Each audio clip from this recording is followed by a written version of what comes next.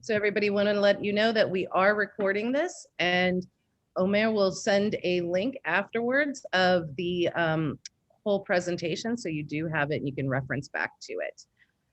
Okay, so one thing before we start, I just want to let everybody know at 3 o'clock today, there is a Miami Beach Chamber event. It's an interview with Kim Cameron, and she's a film producer and director of seeperpowers.com. And she is going to be talking about her journey, and she's created multiple award-winning feature-length films, and she's going to be talking about that film. So it's at 3 o'clock. So if you have time, join us for that event.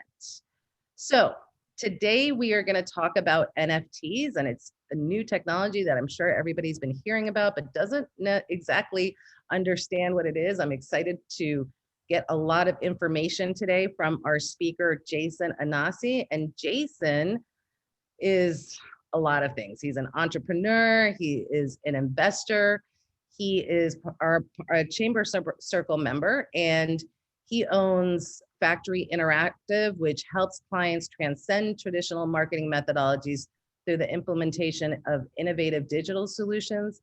And he also owns Radar, which is a global social intelligence platform that connects influencers, brands, and consumers. He's worked with many different clients and brands such as NBC Universal, Comcast, General Mills, the Miami Dolphins, Carnival Cruise Lines, Melia Hotels, Budweiser, Coca-Cola. He's worked with Dwayne Wade, Gloria Estefan, and the Heat, and those are just a few of his clients. Not to mention the Miami Beach Chamber of Commerce. And the Miami Beach at the top of the list. He does he does stuff with both Radar and Factory Interactive for our visitor center. Awesome. So we're really excited to have you here today, Jason. So you can take it away and tell us a little bit about yourself, and then we're going to talk about NFTs. And everybody, after his presentation, we will have a Q&A because we know that everybody's going to have a lot of questions. Perfect. Thank you for the introduction. I'm Jason Inasi. I'm the CEO and creative director for the Factory Interactive. I am an early stage technology investor and developer. My background is a combination of marketing and development. And over the years, of the last 25 years, we've sort of been at the forefront of what we call disruptive technologies and finding ways to apply them to our client solutions. So I'm not going to bore you today with a lot of technical discussions. We're not going to get in the weeds. But what I do want to do is kind of share some of the top level thinking around NFTs. What are they? How are they deployed?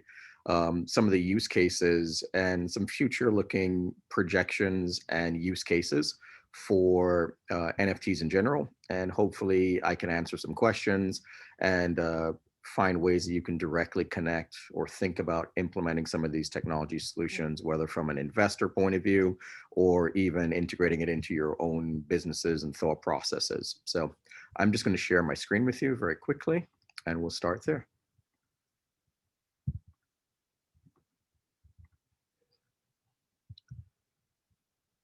Okay, hopefully everyone can see my screen. Yep. Perfect. So let's just kind of talk about what an NFT is. So an NFT at its basic description is a non-fungible token. And these are tokens that are cryptology secure tokens that feature unique properties and data within the actual contract of the token. And they can be used for digital collectibles, music, artwork, in-game purchases, a number of use cases. In the last 30 days, the NFT marketplace has traded over $520 million with ownership of these digital assets trading hands through marketplaces and all through secondary markets as well.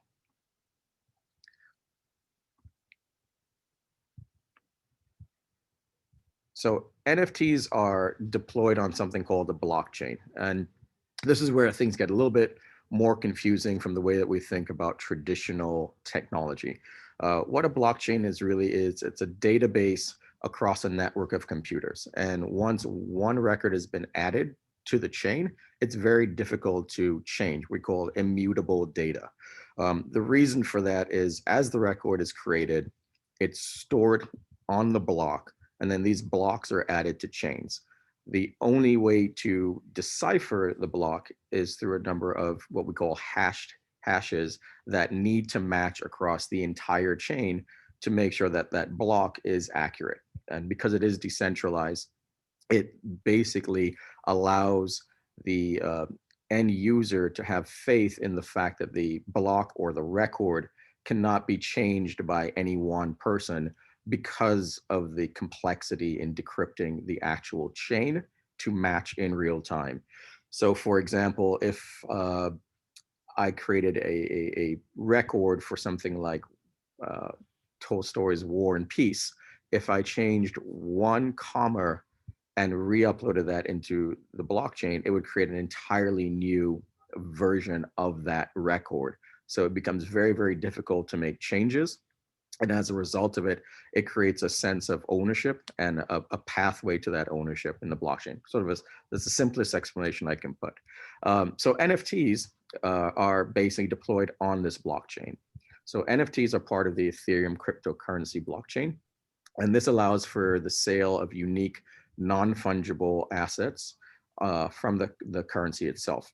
And these can be used for a variety of things, from digitally created assets, tokenized real worlds, and when deployed on the blockchain, we use NFTs with a certain, what we call tokenized standards. And these can be, I'll get into more of these a little bit later on, but basically most of the NFTs that you hear about today are being deployed across Ethereum as its core foundation. Sorry, guys, let me get back into here. So I'm going to talk a little bit about fungibility and why that matters to NFTs. So fungible tokens, we're all pretty familiar with. That could be a commodity like gold or a dollar bill. It's an individual good that has a value. And I can trade that good for that exact value precisely in the same way across multiple users. So I can take $1 and I can break it into 4 quarters, and those quarters have the same value of the dollar, and then can be shared amongst many different people. With a non-fungible token, the goods cannot be interchanged with the same obvious value. And as a result, the value is stored, the store of that value is unique and can only be traded as the whole value. An example of that would be money versus something like a home. A home would be a non-fungible asset or token. Similar to if we both wanted to buy a house, only one of us could be the owner of that house, unless we thought we could cut it in half and both live in half of the house. Obviously, there would be no value to the home at that point, as opposed to dollars, golds, other tokens or currencies. We can trade those back and forth with multiple people, and the value would remain the same. So I'll talk about tokens for a second, because it's a very sometimes difficult conversation to wrap your head around from a technical point of view. And really what a token is a set of rules and properties to the particular object or project that it has to follow to make it interoperable with exchanges, wallets, and the blockchain in general. For NFTs, these tokens are deployed in 3 primarily ERC, what we call ERC20, ERC721, and ERC1155. And all those are just different iterations of the token standards that are deployed across the blockchain. So if we think of a token allows us to attach what we call smart contracts to those tokens. So the ERC721 token represents a single asset, whereas the ERC1155 can offer multiple assets or batches within that token. And it's being used as sort of a next generation multi-token standard that allows a lot more variety in how we use these assets in the larger NFT market space. So let's look at some examples of NFTs. The first major NFT platform that arose was something called CryptoKitties. And I know a lot of these things that I'm about to share with you are going to sound absolutely ridiculous, but they were use cases that helped inform and direct the technology as it grew. So this was a marketplace that allowed users to basically create and sell digital artworks of kittens. And there was rareability within the actual features of each one of these kittens. So I could grow one type of a crypto kitty, and I can sell it to another buyer for a higher price because of the rareability of it, the features that it would have. So coming out of that space, we look at some of the more valuable use cases for NFTs and some of the platforms that are being used today. One of them that people are familiar with is something called the NBA Top Shot. NBA Top Shot is now bigger as far as a combined market cap than the NBA franchise as a whole. And they're recently raised funds of a valuation about $2.6 billion. So what Top Shot allows you to do is create and collect official digital assets from your favorite NBA players. For example, the LeBron James NBA Top Shot dunk, which was a 10-second video snippet, sold for well over $200,000. And they trade for even more on secondary markets. So they are a digital version of a baseball card, trading card, NBA card that were used to back in the day. While it may seem sort of counterintuitive that a clip that you can see on YouTube, you've seen on the NBA highlight reels on ESPN over and over has a value, it would be a similar thought process to think about the number of people that go into the Louvre every day and take a picture of the Mona Lisa on their phone or with a camera, but that has no value in relation to the actual value of the Mona Lisa. So when you think about the digital assets and digital collectibles, while it seems counterintuitive to pay for a video clip, it's a new model of collecting. And it does have a store of value because it is now, you have ownership rights to that clip.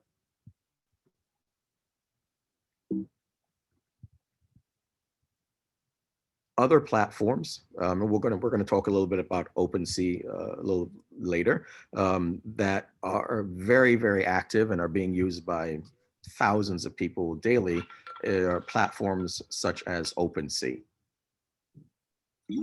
OpenSea is the first and largest NFT marketplace for digitally owned goods, and they include collectibles, gaming items, domain names, digital art, and their goal is to become the Amazon of NFTs. What they've done is they've made it extremely easy for anyone, and by the end of this call, anybody on this call could actually do this, to remove the technology layer and the infrastructure layer and make it easy for you to tokenize your assets.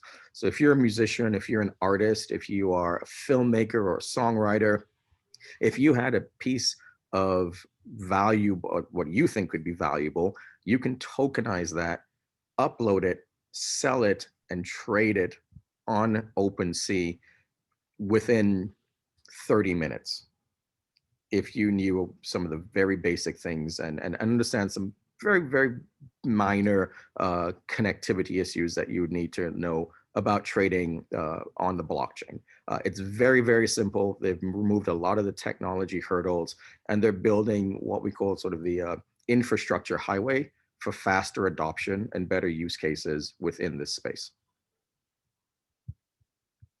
Some other marketplaces that are very popular are things like Rarible, Foundation, NBA Top Shot that we just mentioned, Super Rare, and they're more and more being launched every single day. There are marketplaces for musicians, there's marketplaces for fans and collectibles. Because the barrier to entry is relatively low if you have the right programming team behind you, you can deploy a marketplace using these distributed technologies relatively easily. So we're going to see a large increase of marketplaces and getting even more and more specialized as the NFT market continues to grow. Also in development, a lot of the major players are also coming into the NFT marketplace, with Instagram and Facebook actively looking to cash in. They've been inviting creators, influencers, and developers to very high level meetings to help them craft the protocol to develop their own NFT marketplace. And eBay recently announced that they will be allowing the sale of NFTs on their platform. And the company is slowly building up sales of digital collectibles by also integrating NFTs, cryptocurrencies within the eBay platform as a whole. So we're going to see a larger adoption of this as we remove the barrier to entry and the technology barrier and start to integrate it as a simple, easy to use additional asset class within these larger ecosystems. So the future won't be televised. The future really will be decentralized. Decentralization is removing that central core of ownership and putting more flexibility and ownership in the hands of the creators themselves. March 11th, I'm pretty certain a lot of people have heard about this. A digital artist named Beeple sold this digital piece of art here on the right-hand side of the screen for $69 million via a Christie auction. Prior to this sale, the largest sale he had done at the time was, I think, $10,000 for one piece of his art. It really shattered the art world. It put a lot of people on their heels because the value now makes him the third most valuable living artist in history as a result of this sale. Today, the Cartier Foundation for Contemporary Arts, they're launching an NFT directed by Andre Ujica. And it's a conceptual homage to 25 years, 30-year anniversary of the cosmonaut Sergei, I'm not even going to try to pronounce the last name because I will butcher it, mission to the space station. And it's 25 pieces of space-time and a crypto artwork, and it goes on sale actually right now on one of the NFT marketplaces called Super Rare. So you can see more and more brands and partners getting involved because of the ability to capitalize on the NFT craze, but to also participate in what could be a tremendous store of value and resale going into the future.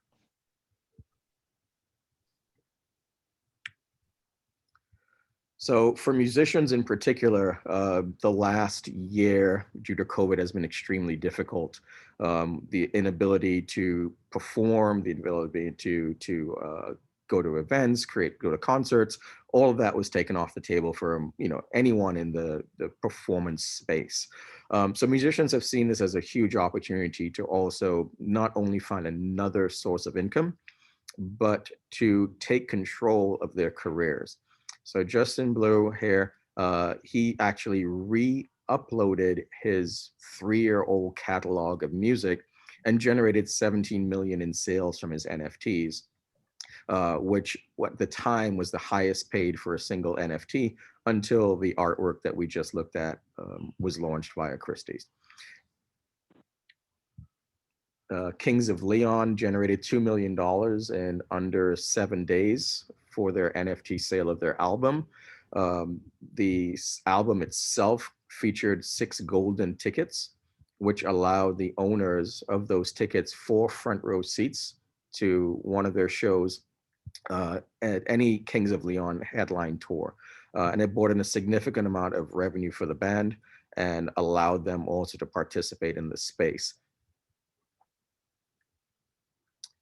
So, more than 90% of artists go undiscovered, and those that actually succeed in the music industry take home about 12% of the money that the industry makes. Record labels on average can take up to about 80% of artists' profits. And if you think about the streaming space where a number of artists get discovered, the average streaming payout is 0.023 cents per stream. So I'm sorry, 0.023 cents per stream. So it takes millions upon millions of streams to get anywhere near the type of revenue that musicians were generating pre-digital age. So one of the projects that actually we're involved in is something called Music Row, and this is an online marketplace for musicians to create collectibles, merchandise, concerts, experiences, and these are all based and built on the same Ethereum blockchain that we discussed earlier.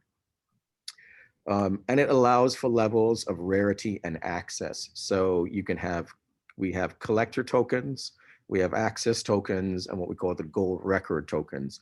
So the ticket stub tokens are a series of digital collectible show tickets that are attached to physical concerts and events. The access tokens allow users to attend annual events like Good for Country concerts, larger musician showcases, etc. And then the gold record tokens are super rare minted editions that are created by the musicians themselves and feature unlockable content. So now with these tokenization, the musicians have another revenue stream that can feature not only the actual track itself, but can be embedded with music videos, personal messages, you know, sort of Easter eggs that can be unlocked by the owner of that token itself, and then can be traded and resold. Built into the contract, these smart contracts, is the ability to create royalties. And so the artist now will be able to participate in the reselling of these tokens as they get traded in the secondary markets. So how do we buy and sell NFTs? So a very simple use case is using the OpenSea platform and connecting it with a wallet, in this case, something like MetaMask. MetaMask is a crypto wallet that's very, very easy to install. You can use your Chrome browser and actually just install the plugin, set up your MetaMask wallet account. It takes about 30 seconds to a minute. Once you have all that connected, now you're able to connect directly to the OpenSea platform, buy, sell, trade, and bid on NFTs that are part of that network. So I won't go too much in the weeds with this, but I'll just kind of touch on it on a very top level. So basically what you would do once you've connected your MetaMask wallet, you'd go ahead and directly deposit funds into that, whether you're buying it through a direct deposit from something like a Coinbase or Robinhood, or you can transfer it from any of your existing accounts directly into your MetaMask wallet. Then it's a very simple connecting back to the OpenSea network, where you would explore for the NFT that would be of interest to you. You would buy it, you check out, you click submit, and you'd actually put your bid in, or you'd buy it directly like you would from any other auction. One of the things to think about when we talk about cryptocurrency, because we are not looking at a centralized exchange like a bank or an ATM fee, you pay what we call gas fees. And that's basically the required fee it takes to actually trade Ethereum on those networks. So the gas fees vary dependent on the price and the amount of congestion on the network at any one space and time. Just something you have to kind of get used to and factor in to any sort of NFT collection or bidding process that you're a part of. So the NFT market itself has gone well down from its high, say early February this year, with about a 70% drop in the average price.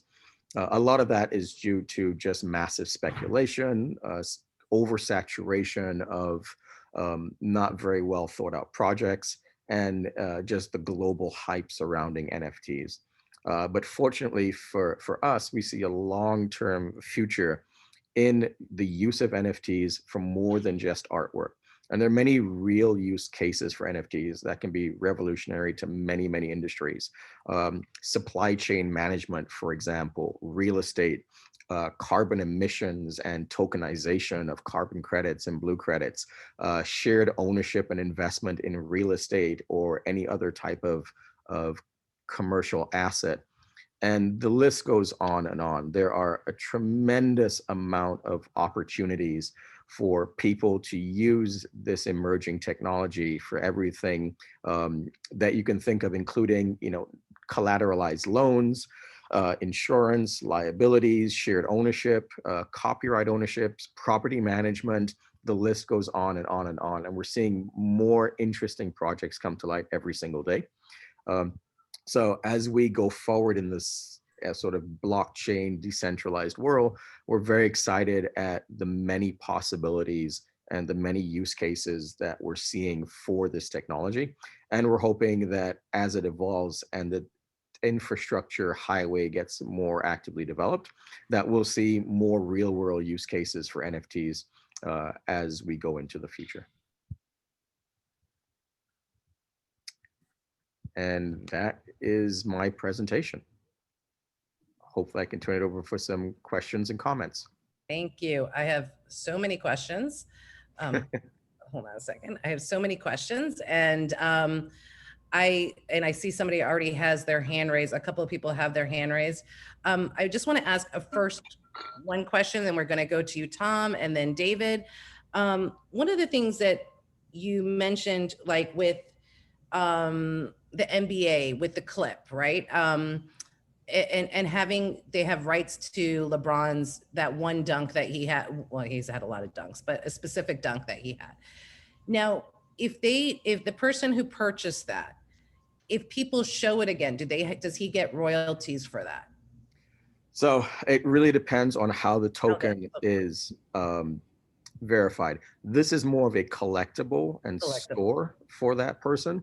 But going into the future, if there are use cases, so for example, if you looked at, it's going way back in the day, so things like American Bandstand, which was, I'm sure people are familiar with the Beatles singing, It's a Hard Day's Night, and that black and white image on American Bandstand, or Jimi Hendrix. They actually didn't own the rights to that clip. So every time that's played or showed, Dick Clark gets a royalty check, because if you ever want to see the first performance of the Beatles in the United States, you have to use that clip. So the use cases for these going forward does have some value, because that person does own that clip. And now there is resale value to that. There is ownership rights that get attached to that. Unfortunately, a lot of the rules and laws really haven't been written yet to understand this sort of decentralized world and the continuation of royalties in the space. Some tokens and some assets are baking it into the actual contract itself, and some are still yet to do that. And it all depends on that smart contract, right, behind the token. Correct. What's written, what is written in that smart contract behind the token. And just to give everybody, some people might be thinking, why would people want to purchase this? It's just like antiques or something like that. People used to want antiques in the day, but this generation doesn't want antiques. They don't want an antique like teacup or something like that. They like these digital assets. So the first person that had a question was Tom, and then we'll go to David. So Tom. Hey, good afternoon to the chamber and to everyone here today. Jason, thank you for your insightful presentation. Welcome. Happy to do it. Kevin invited me in. I came in today because I think I could be of help. Like Jason, knowing the NFT space inside and out, in the last 5 months, me and a team of people have created the largest NFT member group on a new app where the discussion around NFTs is taking place, and that app is called Clubhouse.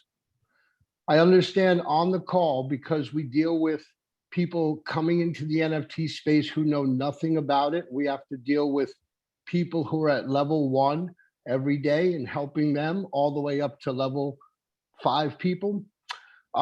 We've amassed 20,000 people in just 5 months, and I would be willing to help each and every one, and also align with Jason and bring Jason in to sit in on some of these conversations around NFTs. The app Clubhouse is for both iPhone and for Android, and I can share. I think I have about 6 or 7 invites. I personally would be happy to share to open up this world to you, so everyone here could begin to listen in on the conversations from gallery owners, artists, collectors. And it's not something you have to participate in unless you want to in the conversation, but it is a place where you can come and get a lot of information. For anybody that's on their computer right now, we do have a website under the same name, and there's plenty of resources for even the beginner. We really understand that some people know nothing about crypto. Some people don't even have a MetaMask wallet yet.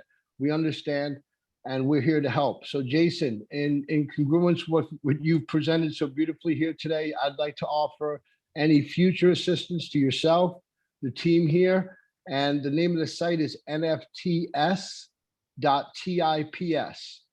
If you're familiar with the Discord app, which is like a chat app that young people use, to put it shortly, there's a link there to join our Discord.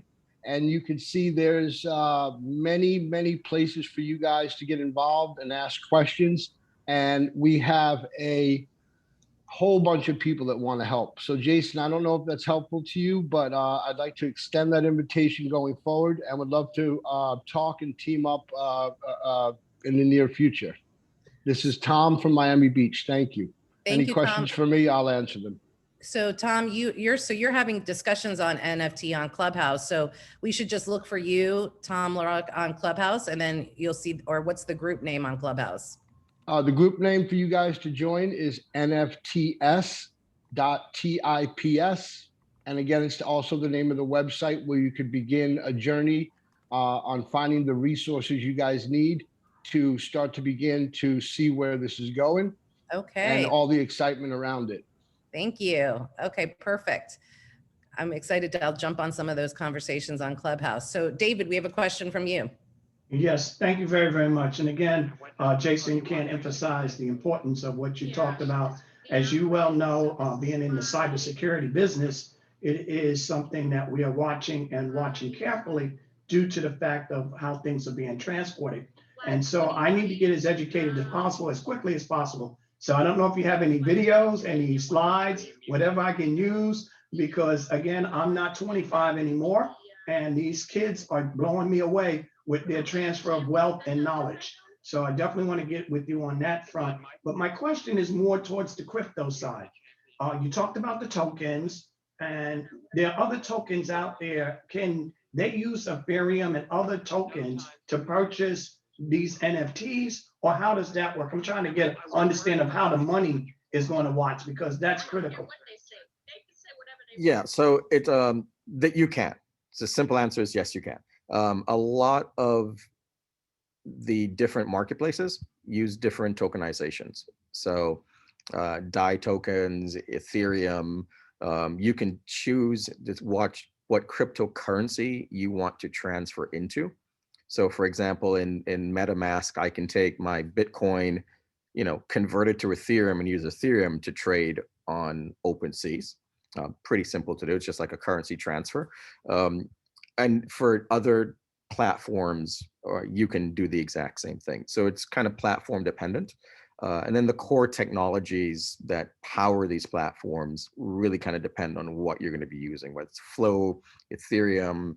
You look at Cardano coming out and some of the things that those smart contracts offer, and the ability to scale and deploy rapidly within that sort of cryptocurrency and that token. So you're going to see a lot of different sort of flavors being used. But the simple answer is yes, you will be able to, you can buy with different cryptocurrencies, but you have to use the right currency on the right platform. Thank you very much. And again, my conversation will definitely take up more than what we have allocated. So I definitely will get with you offline to ask some more in-depth questions. And thank you. We have I put my email here in the chat if anybody has some additional questions. We do have a private Facebook group that is not necessarily NFT directed, but is everything about blockchain, crypto investing, and it's just a lot of smart people, way smarter than myself, talking about trends and opportunities. So happy to send you a link to that, and yeah, feel free to join. I want to join that group. Yeah, right. Put all the tech people on that one. There's a lot of crying today if you look at the crypto market in general. Yeah, I know, right? You see a lot of tears more than Let's anything not get else. sensitive now. And one thing I just want to mention, though, that you mentioned a point where right now everything is since February, NFTs, it's gone down 70%. And one thing that people have to remember is, just like with the tech bubble in the early 2000s, there will probably be a bubble, but it's here for long term, right? So we've got to think about these things, because I don't see this going away. This is not, same thing with crypto, right? 10 years ago, people were saying the same thing. It's still here. So this is a long-term thing. It's great to get in now, but if it's long-term, it's going to be around. Merrick, you have a question. Can I just speak to that real quick? Mhm. So to that point, and it's really important that sort of this overall concept gets understood. I've been in the very, very early days of the .com world, where we were building technology that people quite didn't understand the use case of. And what we call it is really sort of a infrastructure inversion. If you go back 100 years ago and you looked at the first Model T car that was being released at the time, well, the infrastructure wasn't there for vehicles, right? You can take your horse down the muddy road, rest it, get it some water, and go along your way. Here comes somebody in an automobile, and it's clunky, it's loud, it's noisy, it's very limited in range. And if I took it on one of those muddy tracks that a horse was riding on, I'd be stuck in the mud, quite literally. Fast forward to the infrastructure, highways being built for that technology to on-ramp, it now becomes much more useful.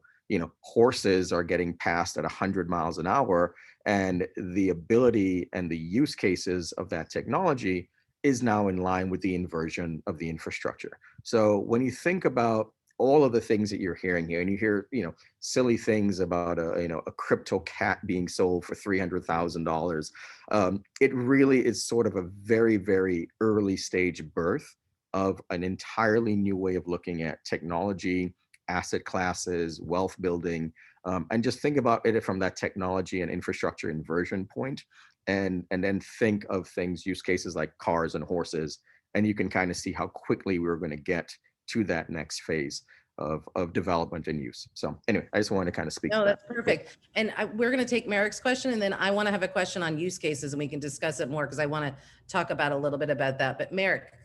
Yeah. I just have a quick question.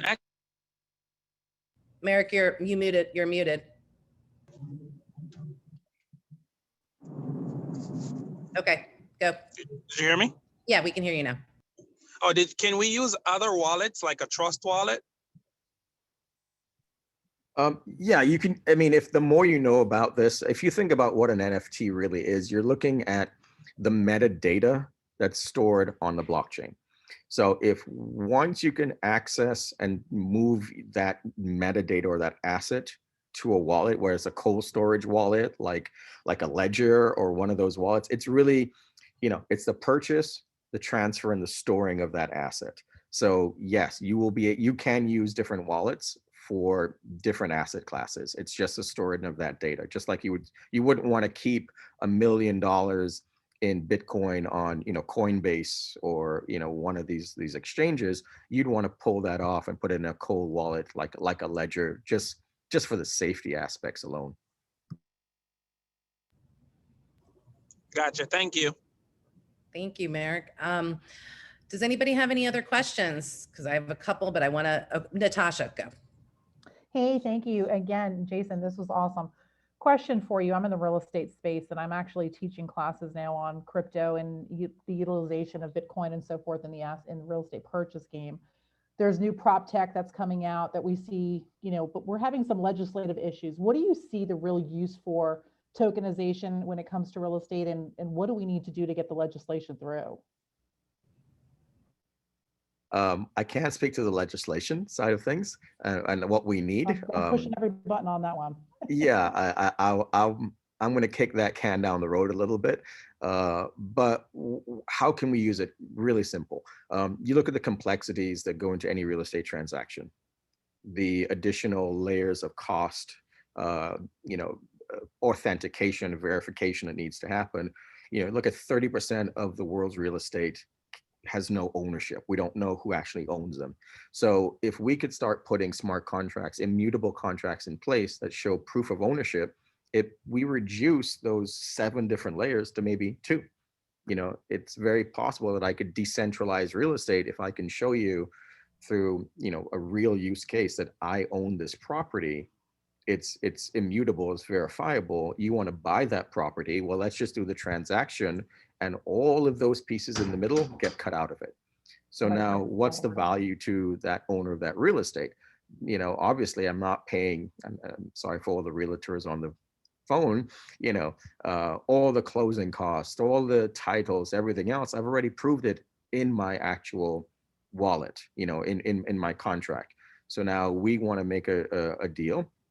Here's the asset, you pay for it, I release it, now you own it. It becomes extremely simple to transfer that. Now, obviously, we're going to need some sort of a universal database that is going to be able to be tied into existing real estate systems. But those are legacy systems that are eventually going to have to change, or at least integrate new technology to catch up to where things are going. And we're going at such an exponential rate of adoption that that's why I don't want to talk about the legalities and how do we get people to move, because that's usually the slowest part of any one of these technology adoptions, is going back and writing new laws and new applications to get us there. And one last really interesting case is also sort of the multi-ownership by, again, writing into the smart contracts. If I want to sell my asset, but you don't, I could have multiple ownership within that asset class and still have that store value for the remaining owners while I can potentially exit out of the contract. So really interesting ways that it could be applied down the road. Okay, Um, awesome, Jason. Thank you. Thank you, Jason. Thank you for a great question. That was actually going to be one of my questions about use cases and as real estate. So we have some questions in the chat. So the first question is from Madeline Kaufman, and she is from the local nonprofit Debris Free Oceans. She wanted to see, have you seen applications for nonprofits attempting to fundraise through NFTs, and where an interested donor can donate a certain amount to receive an NFT made by a nonprofit? Yeah, there are a lot of nonprofits trying to tap into the space. Again, I think this is really driven by what happened during COVID, the inability to put on galas, to host events and functions, a drying up of donor classes. So a lot of charitable organizations and non-for-profits will invite celebrity X to join their board or to put on a performance. That can now be tokenized and sold via an auction or charity. We've seen a couple of those happening. We're seeing some interesting cases where non-for-profits are using smart sensors to tokenize things like blue carbon credits, and then using those credit tokens to raise capital to deploy back into like ocean conservation projects. So the deeper the understanding of how these new technologies and blockchain and DeFi can be used, the more creative the solution can be created and the more applicable. It's very easy to say, Romero Brito, paint me a one-of-one painting that I can sell in an auction place like OpenSeas and then use that cryptocurrency to fund my non-for-profit. That's an easy use case. It's a little bit harder to think about carbon credits, tokenizing them, and then selling that on an open marketplace and using both the tax benefits as well as the actual monetary value of those credits to fund conservation projects. So, just really the more we understand of it, the more complex and the more interesting the deployments become. Wow, that is interesting, because you're thinking of just one piece, like what you were saying, the Romero Brito piece, but then getting into carbon credit, that's an interesting. I can have another bunch of questions there. Okay, so the next question is from Dalton Helsley. He said, thank you for an informative talk, Jason. He has a specific question to NFT collectibles and art. Do you feel the fact that NFTs can be infinite, unlimited, will saturate the marketplace long-term and or maybe devalue compared to traditional collectible arts that deteriorate and become more rare over time or valuable? Great question. It is a great question, and again, this is just my opinion. We are seeing a saturation within the space currently. We're looking at a massive drop in value of and desire to own NFTs because it is being flooded with everything you can think of. But when you look at art in general, which is what your question is, there are only going to be so many Basquiats you can own. And if you have an eye for early stage emerging art, and I'm a huge fan of Jean-Michel Basquiat, I show it to my friends and they say, a 2-year-old could do this. Why would you ever want to buy or own this? And, at 17, 18, $30 million for a Basquiat, the connection between the value and what the asset is, for some people can be just diametrically opposed. They don't get the value of it. The same thing with art. There are thousands of art galleries in Florida alone. Think of the amount of art galleries around the world, the amount of online art galleries, people selling their art. We're flooded with traditional art and art collecting. Within there will be the flotsam and jetsam, right? You're going to find the super rare emerging artists that if you have an eye for it and you think it's a valuable investment and other people agree with that, then it's the art becomes more valuable. The NFT world is no different from the art world, where if you go to Art Basel, some of the things there are quite ponderous, but there is a value to them that has been given to by the art world. We're going to see the exact same thing in the NFT space. If anybody has kids or is a video game enthusiast, you look at something like Fortnite, which is a free-to-play video game, generates over $2.8 billion annually in virtual, skins for your virtual character. It has no physical application whatsoever, and it actually has no purpose in the game. It doesn't make you stronger or faster. It's strictly cosmetic, but it generates real world value in that space. So in the art world, art is subjective. The value of art is highly subjective. Yes, we're going to be flooded, but I do think that if, like anything else, you have an eye for what is really valuable and collectible, that's only going to go up, as these emerging technologies get more adopted and become more useful over time. Okay, thank you so much. You're just like a wealth of information, Jason. You're amazing. I have a question for small businesses, right? I've heard about this using NFTs as like membership. I heard about an example of maybe a pizza shop, like they might have a coupon for 10% off, but an NFT, maybe they have unlimited pizzas for life, right? That they can do a membership or something, or a certain amount of pizzas for whatever. And then they sell that to a person, they buy it. It's probably very expensive for that. But the person who buys it can also sell it later on. And you get a royalty if it's built into that smart contract, like the pizza owner gets a royalty. So there's things about membership. Can you give us a little bit more information on how small businesses can use it? Say, how would the chamber could use it? Let's look at it from an access point of view. Okay, got it. For the chamber. The chamber could decide that with the purchase of your chamber membership, you get a certain, just like levels of chamber membership, you get access to 1 or 2 events.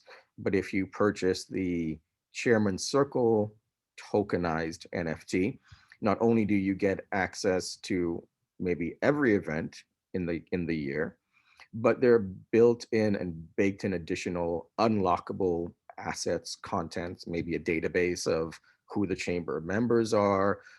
You can build a lot of additional value into it beyond, and especially when you think about what happened last year with, the inability to have, in-person meetings with the chamber, even something like what we're doing right now, which is really all I ever want to do is virtual meetings from now on. I agree. It just seems a much more productive use of time. Being able to create these tokens that are attached to access to exclusive events, or, I use the Willy Wonka golden ticket. I can have a very, very inexpensive token that I could create for, let's go, my gourmet artisanal pizza shop. But 10 people will be randomized out of that token to get a Willy Wonka golden ticket, which is, free pizza for life or something of that nature. But these things can falter very easily. It's like, it's like writing a hit song. Unless you have the marketing machine, the visibility behind it, and really smart people to help become advocates of your token and your product, it's just going to flounder in the space. So it's one thing to actually create the asset, but it's another question of how do you get it out there? How do you get people to use it and understand it even exists? And what's a fair value for that in the marketplace? So for a small business, for the chamber, it's who would be advocates of this? Who would be able to bring visibility to the token? And are we using it the right way? Like, is it just because we think it's cool, we're going to do it? Or does it actually add intrinsic value to the membership and to the person that's going to own it? Okay, thank you. And we have 5 more minutes left. Does anybody have any questions? Okay, I would just like you to Jason, tell us how you can help us with NFTs. If we want to come to you and get your services, tell us what you will do for us. Other services. Yeah, we like to sort of, our goal with every one of our clients is to really understand your need. Just because we can do something doesn't necessarily mean it's going to be applicable to your goals. And we do a lot of consulting with our clients to make them to fully understand what they're trying to achieve. And with something like NFTs, blockchain, any of these emerging technologies, we have an entire team that will sit and analyze, consult, give you different pathways to market, and then help you deploy it across different platforms, whether that means creating it with you or building a use case or connecting you with partners that we think would be the best way for you to take this to market.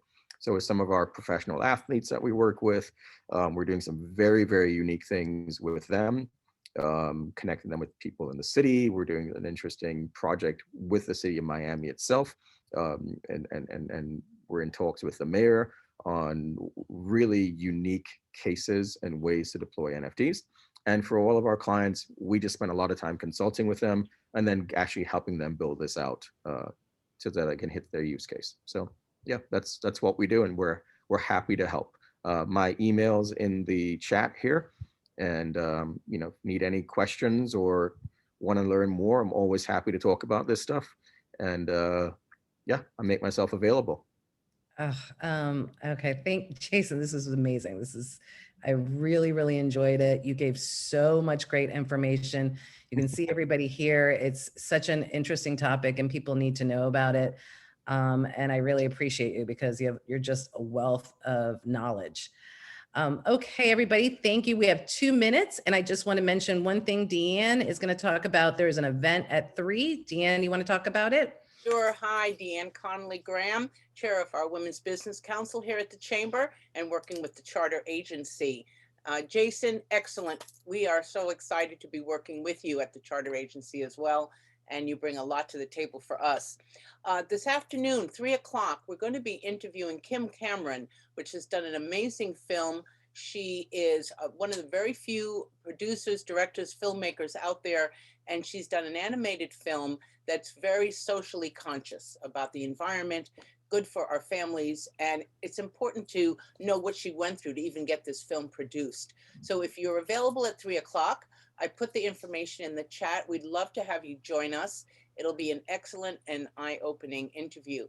Thank you, Arthi, for letting me tell everyone about it. Hope to see you. Okay. Thank you. And with that, we are done for today. Everybody's information, save your chats. Go to the bottom corner and save the chat with everybody's information. So you have it, connect with each other, and let's do business together. Thank you. Bye-bye. Thank Thank you, you. Jason. Thank you so much. Thank you, Jason. You're Thank you, amazing. everybody. Thanks, Jason.